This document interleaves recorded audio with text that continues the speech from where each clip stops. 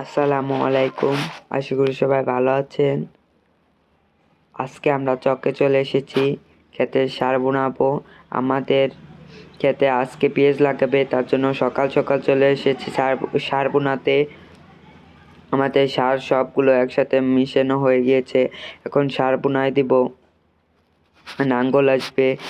আমাদের এক ক্ষেতে সার বুনানো হয়ে গিয়েছে, সেক্ষেত্রে নাঙ্গল দেওয়া হয়ে গিয়েছে। নাঙ্গল এখন আরেকটা ক্ষেতে বাজছে। আমাদের সার বুনানো হয়ে গিয়েছে, এখন নাঙ্গল চলে এসেছে।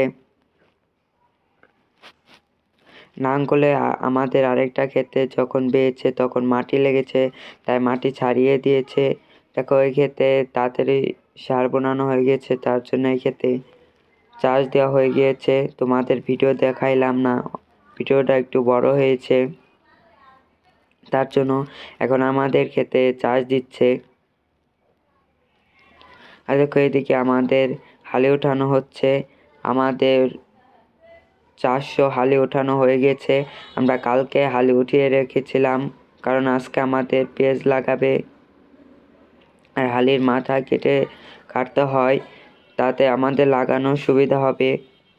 আর দেখো এখন সব জায়গায় হালি ওঠাচ্ছে, আমাদের পাশের ক্ষেতেও হালি ওঠাচ্ছে পেঁয়াজ লাগাবে দেখে।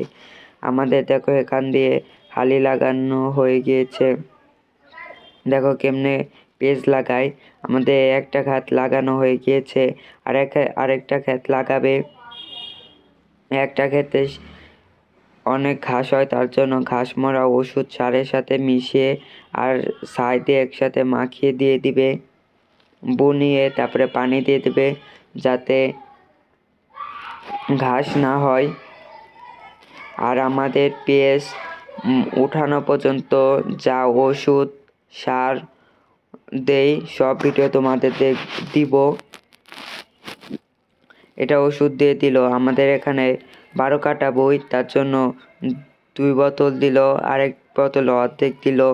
আর এটার কালার হলুদ হয়ে গিয়েছে। এখন ছাই দিয়ে ভালো মতো মাখিয়ে নিতে হবে। ছাইয়ের ভিতর অনেক পাতা, তার জন্য পাতা বেছে নিল।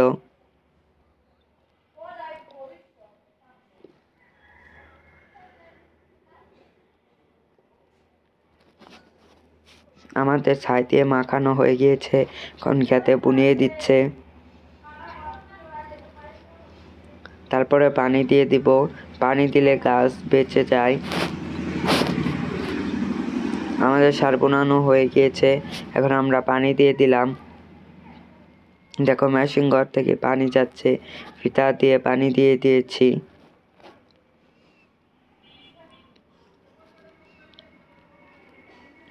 দেখো এখানে আমাদের আরেকটা ক্ষেতে পেঁয়াজ লাগানো হয়ে গেছে, তার জন্য ওই ক্ষেতেও সার দিয়ে দিচ্ছে যাতে ঘাস না হয়। আর আজকের ভিডিও পর্যন্তই।